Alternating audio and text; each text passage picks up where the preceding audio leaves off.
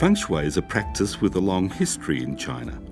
It incorporates the laws of the universe and allows people to pursue good fortune and avoid misfortune through the choices they make in their living and working and in relation to the surrounding environment. The original true essence of Feng Shui is to achieve harmony between humans and nature. However, over time, Feng Shui has come to be regarded as a superstition and puzzles many people, including some of our government officials. Professor Yuli Liu from the Department of Philosophy at the Party School of the Central Committee of CPC is going to lecture on the governing principles of ancient China from the perspective of traditional Chinese culture to dispel the myths of Feng Shui. Here, from Professor Liu's lecture series on the governing principles of ancient China, is the section titled Where to Find the Real Feng Shui. Professor Yuli Liu graduated with a bachelor's and master's degree in philosophy from Renmin University of China. She is currently a professor at the Department of Philosophy at the Party School of Central Committee of CPC and a mentor for doctoral students majoring in ethics. She is also a visiting professor at Tsinghua College, Sun Yat-sen University. Professor Yuli Liu has published many academic papers, received a PhD from the University of Hull, UK, and is a postdoctoral scholar at the National University of Singapore. She has been invited to give lectures and participate in workshop seminars in the UK, Italy, the USA, Canada, Australia, Japan, Singapore and Indonesia. In 2015, 2016 and 2017, she was invited to UNESCO headquarters in Paris to give talks based on the governing principles of ancient China. The central theme of her talks was the importance of the sage's education. In other words, learning from the wisdom of the past and also how to promote moral education. She has contributed greatly towards the dissemination of Oriental culture in the Western world. This video was edited by the Governing Principles of Ancient China translation team of the Pure Land Learning College Association and is based on the lectures by Professor Yuli Liu. Greetings, dear friends. Today I will share with you where to find the real Feng Shui.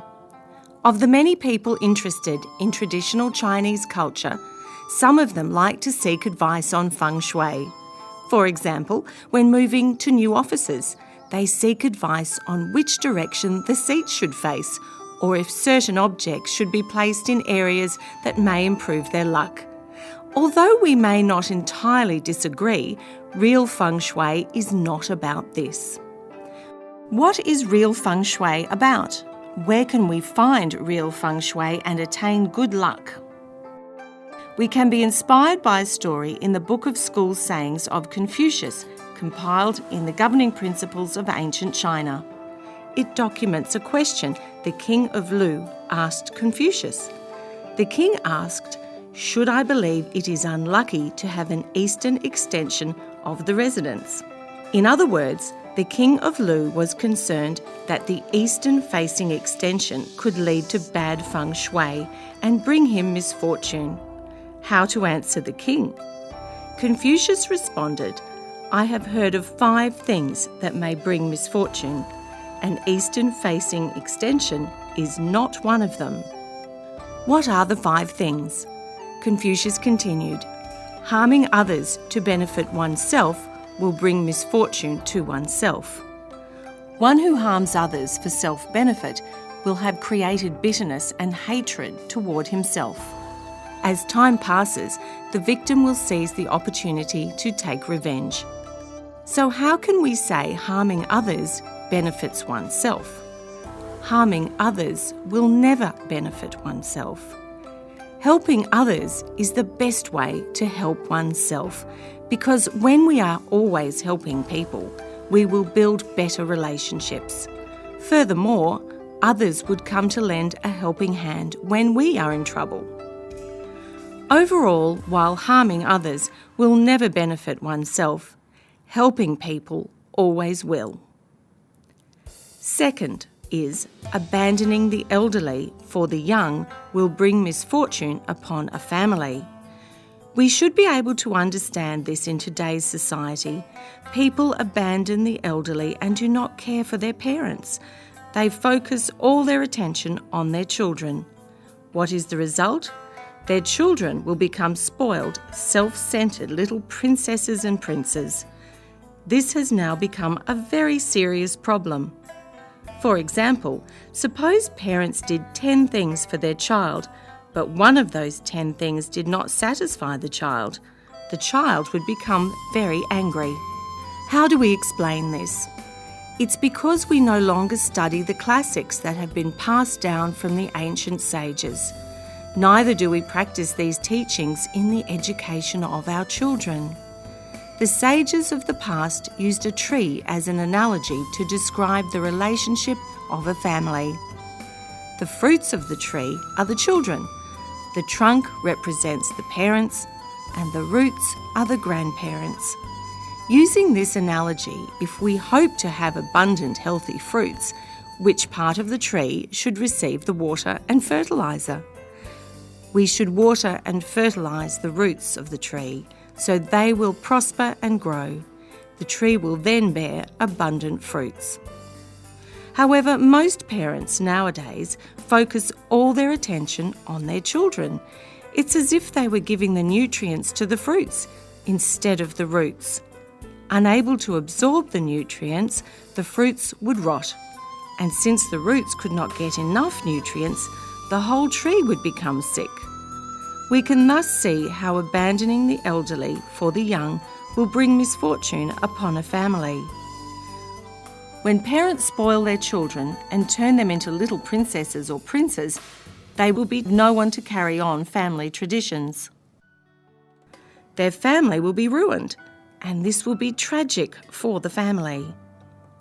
Third is excluding virtuous officials and valuing dishonest ones will bring misfortune upon a country. This refers to virtuous people who have been disregarded or dismissed, while those in power are dishonest. As a result, the country will get into trouble.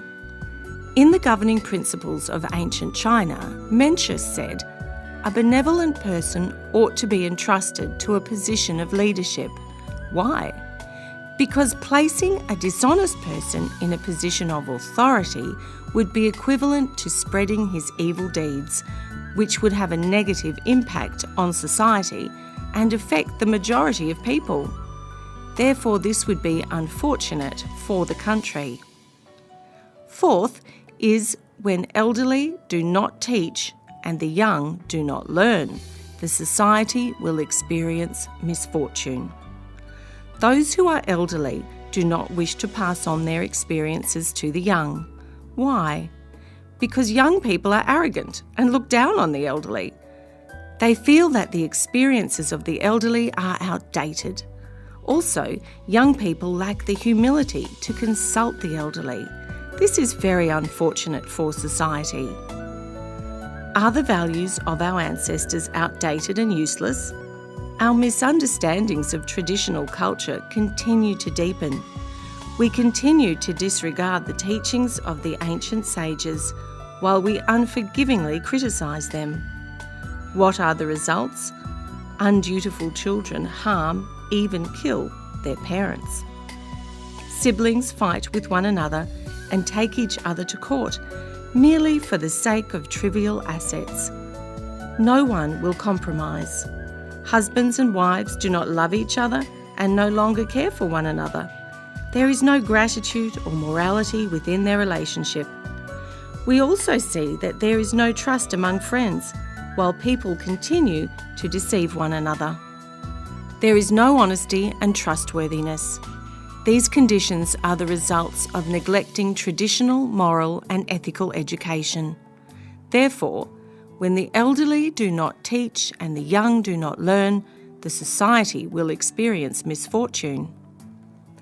The last one is, when sages withdraw and fools wield power, the world will experience misfortune. Why do people with virtue, morality and knowledge retire from the world? As the Chinese say, if placed in a position with authority, a virtuous person would help all the people in the world. If without a position and authority, he would perfect himself through self-cultivation. This means that if one has the chance to serve the country using what he has learned, he should do so to help all the people and contribute to the country. So, why would sages withdraw? Because their abilities are not recognised and they are not entrusted with responsibility or authority.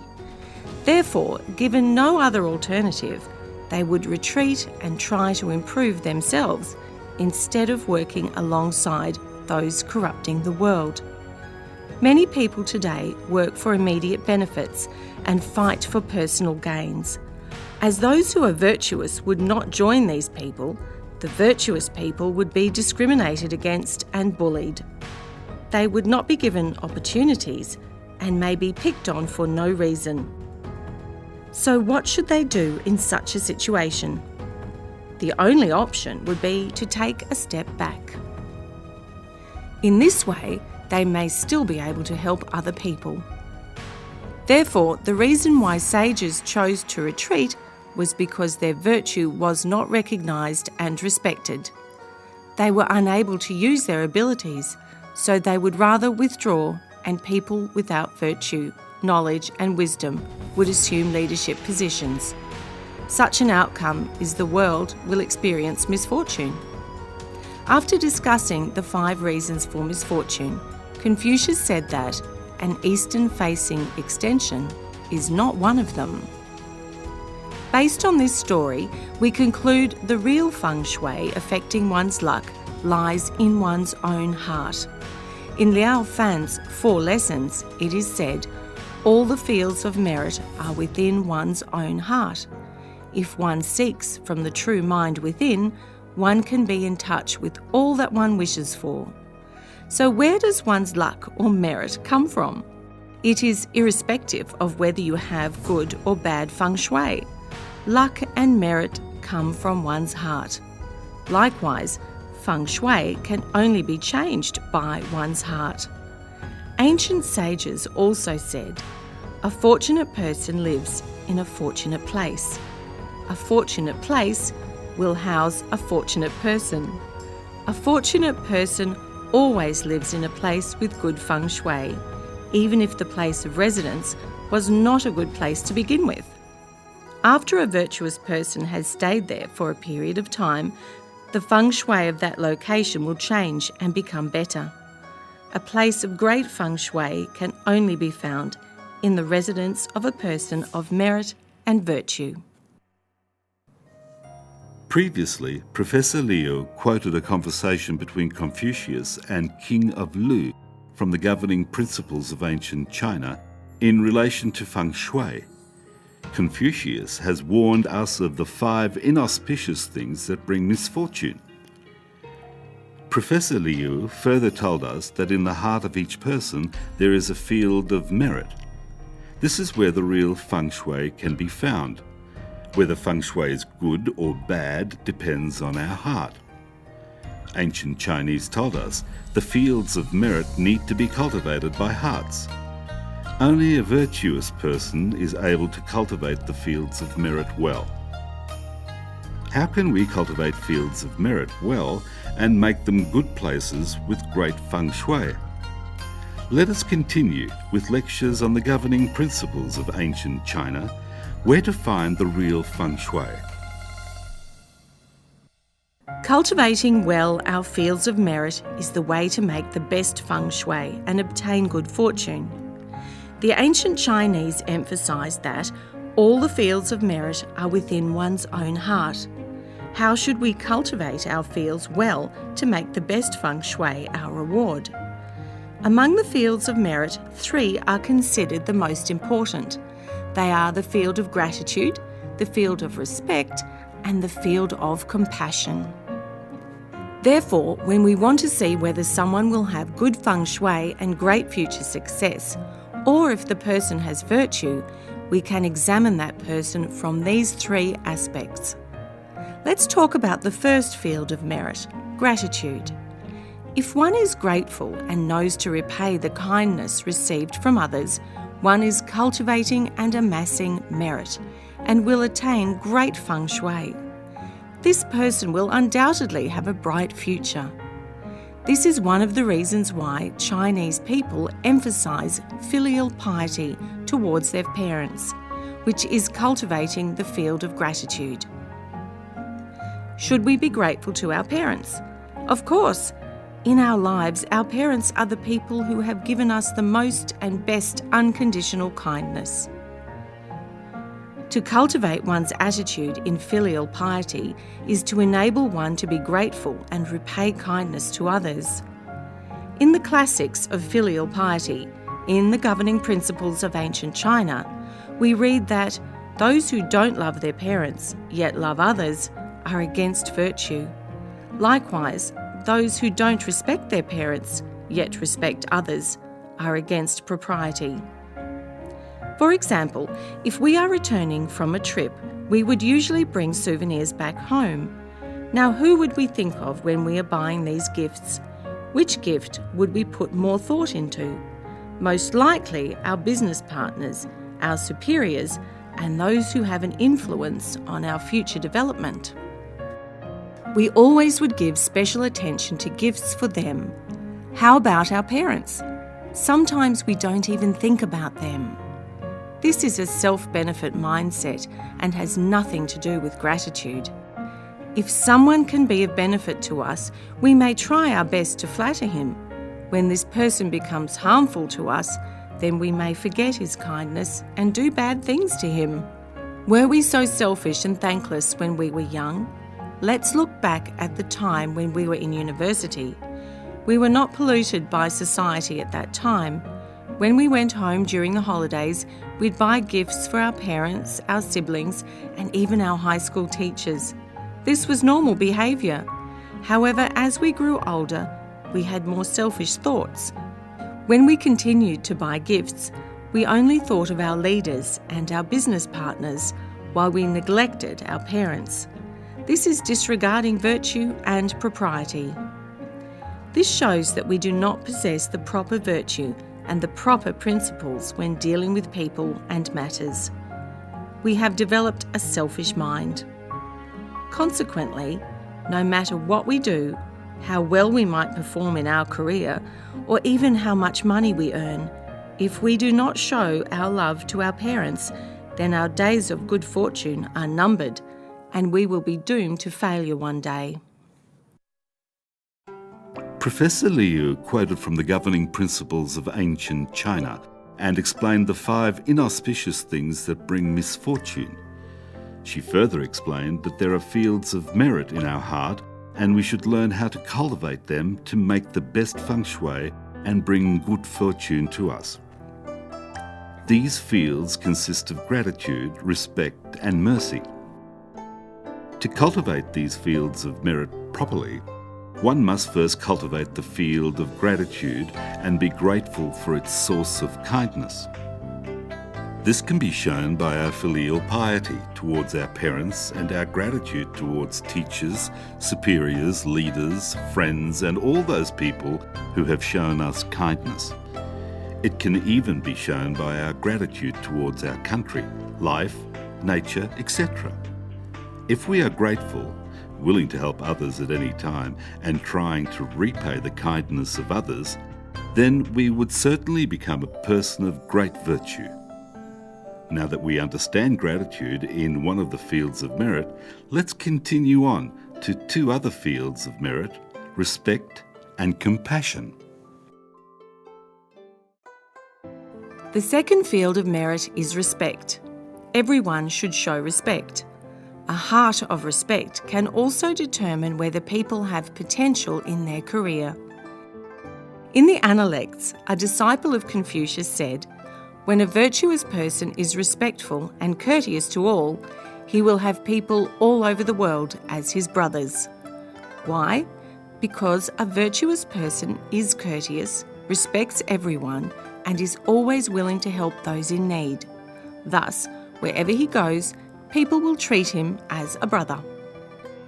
We, as students of traditional Chinese culture, have had similar experiences. We encounter like-minded people who are also students of traditional Chinese culture when we travel to different provinces and cities across China, giving lectures on traditional Chinese culture. It thrills us to meet them because it's almost like seeing our own siblings. They are friendly and always thinking about our needs. Alternatively, we often see that young people today cannot interact well with others for 1 month or even 1 week. They do not seem to be able to get along with other people. Why? It's because, having been raised as little princesses and princes, their wants and desires have been the family's primary concern. Therefore, they have become selfish in their thoughts and behaviour. Once these children have grown up and interact with others, it is not unusual to see conflicts arise. Therefore, we can clearly see the importance of having respect for others. This is why we are advocating the teachings in Guidelines for Being a Good Person, D.Z. Gui. It teaches basic proprieties, while the essence of propriety is respect. In the Book of Rights of the Governing Principles of Ancient China, it is said, "Respect all," which means we must respect everything. Through the study and implementation of Guidelines for Being a Good Person, we learn to respect our parents, siblings, and friends. And further, we learn to respect everyone. The whole book is about respect. In the Analects, Confucius said, "If one has not learned the rules of propriety, one's character will never be established. Those who do not acknowledge the fundamental necessity for propriety will encounter all sorts of obstacles in their life. They will not be able to manage interpersonal relationships well. This is why we now see that when young people first go to work, they are unable to feel contentment in their job for even 1 month. Ultimately, they quit. It's because they do not understand the fundamental concepts of propriety. They do not practice the teachings of Guidelines for Being a Good Person. Therefore, we need to cultivate a heart of respect. Not only will this strengthen our virtue, it will also improve our ability and our attitude to interact with others. One of the best role models of propriety is Confucius. Throughout his life, he always practiced the 5 virtues of gentleness, kindness, respectfulness, thriftiness, and humility. His descendants have also continued to cultivate these virtues. Even today, the descendants of Confucius are still respected. Their cultivation has continued for 2,000 years and thrived for over 80 generations. When we interact with descendants of Confucius, we can see they possess qualities that are absent in others. This is something that has been passed down from within Confucius's family. Another good role model of propriety is Lao Tzu, the founder of Taoism. He observed the ways of heaven and earth and told us we must always have a kind and loving heart towards others. We should consider the needs of others and always be gentle and humble towards them. If we practice in this way, others will always welcome us wherever we go, and we will live a happy life. Therefore, we should learn from the ancient sages and respect all with propriety. This is the second field of merit, respect. Let's look at the third field of merit, compassion. Compassion is the commiseration spoken of by Mencius. In the Governing Principles of Ancient China, Mencius said, "The feeling of commiseration is the beginning of benevolence. The heart of commiseration is empathy. To be empathetic is to acknowledge how others feel. This is an inherent nature we all have. For example, there are 2 children who are running around playing. One of the children stumbles, falls down and is about to cry, but the other child has already started to cry. That's because the second child felt the pain of the child who had fallen down. This is empathy, which is intrinsic to all human beings. It is something that is not taught. However, some teachers and parents teach children in the wrong way. They might say, "It was not you who fell, so why are you crying? Stop crying. It has nothing to do with you." Gradually, children who listen to such reasoning will lose their empathy towards others and feel they should not concern themselves with other people, that the pain of others has nothing to do with them. They will become increasingly detached from and indifferent to the feelings of others. Therefore, to possess a compassionate heart, we first need to satisfy two conditions. The first condition is to have empathy towards the pain and suffering of others. The second condition is to wish to help relieve that pain and suffering. When one has satisfied these two conditions, one will have achieved a compassionate heart. The field of respect is to respect others. The field of compassion is to have empathy towards others and to help them. Professor Liu quoted from the Analects and explained the wisdom of Confucius.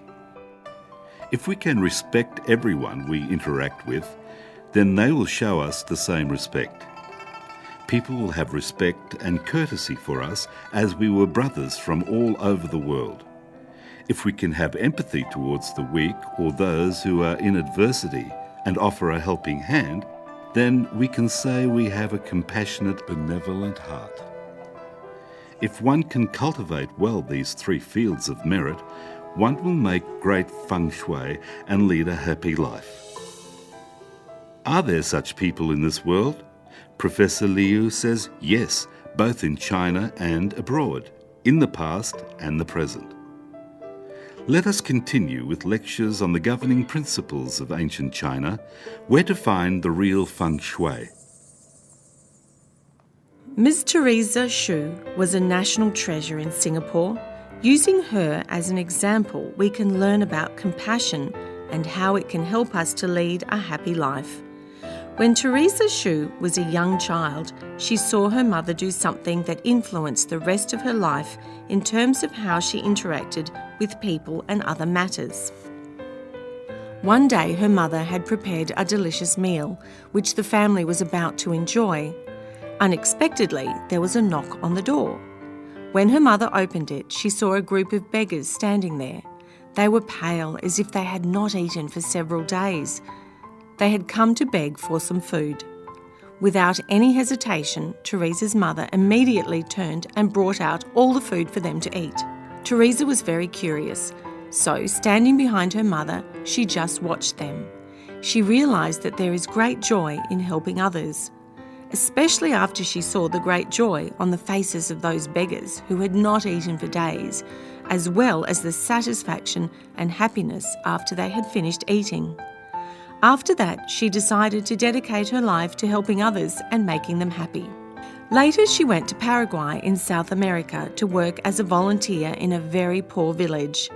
She did not ask for anything in return, but only wanted to help by providing the people with education and health care. Even today, if you were to visit that village in Paraguay and mention her name, many people would still remember her, speak of her, and say they miss her. Years later, her mother called her and said, "If helping people is what you want to do, you can do it anywhere. I am old and need your help." Teresa, upon hearing this, realised what her mother meant and immediately returned to Singapore to look after her. Her mother lived until she was over 100 years old. This example brings to mind the Chinese saying that families with the accumulation of merits will have lasting blessings. Teresa began establishing nursing homes after returning to Singapore, but she later withdrew and had other people manage these homes. She continued to help elderly people in their 80s and 90s. She treated them as if they were her siblings, which made them feel very comfortable and happy. To put yourself in the shoes of others is the most precious virtue in the world. When Teresa Xu was helping others, she empathised with what they felt and genuinely provided the care they needed. In her book, The Secret to Happiness from a 106-year-old, someone asked her what the secret to her longevity was. She replied that she was happiest when seeing the smiles of happiness on the faces of those whom she had helped. Their smiles were infectious because they made her happy and worry-free all the time. What can we learn from Teresa's experiences? Cultivating well the fields of merit in our heart can bring us the best feng shui with great good fortune. Also, our empathy and mercy can help us to become benevolent. Having a kind heart allows us to live an honest life that is free from worry.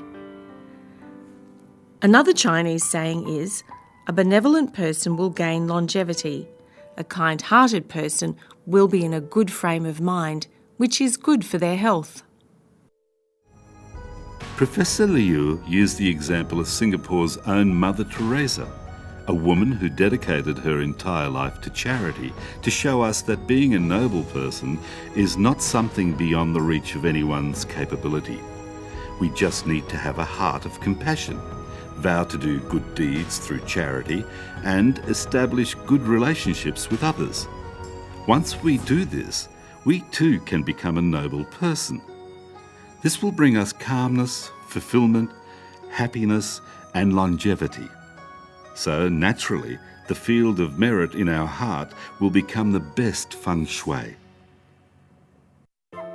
To sum up, how can we find the best feng shui and attain the best good luck and good fortune? The fields of merit need to be cultivated by hearts, because all the fields of merit are within one's own heart, wherein lies the real feng shui.